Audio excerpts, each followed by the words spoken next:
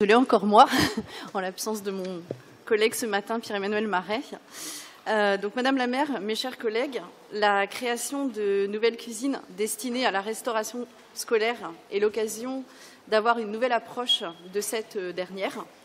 Au-delà de répondre à l'augmentation du nombre de repas à servir, elle marque aussi une évolution dans notre approche de la restauration scolaire, en améliorant d'abord les conditions de travail de celles et ceux qui en sont les piliers. Quand on connaît ce domaine d'activité, avoir un environnement de travail est un excellent levier de lutte contre la pénibilité. Elles vont leur permettre également de travailler plus souvent des produits bruts, locaux et bio. Cela permettra de valoriser les compétences des agents et agentes et également le noble métier qui est le leur. La conséquence directe, c'est une alimentation plus saine, plus variée et plus équilibrée pour tous les enfants, quelles que soient leurs origines sociales. Offrir des repas de qualité, c'est aussi créer les conditions d'un bon apprentissage. Mais c'est aussi une forme d'éducation à part entière, comme l'a souligné Nicolas tout à l'heure, l'approche du goût, mais aussi en proposant par exemple des repas végétariens. Nous élargissons les horizons alimentaires des enfants, tout en sensibilisant les familles à des alternatives souvent plus saines, plus durables et plus accessibles que l'alimentation industrielle. On le sait, beaucoup de familles n'ont pas toujours ni le temps ni les moyens de cuisiner à la maison.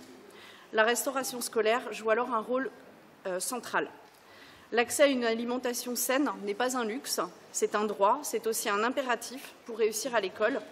Par ailleurs, cette nouvelle organisation s'appuie sur un approvisionnement bio et local, garantissant la qualité et la traçabilité des produits servis issus de notre territoire, nous assurant cette traçabilité en soutenant activement les producteurs et productrices du bassin nantais.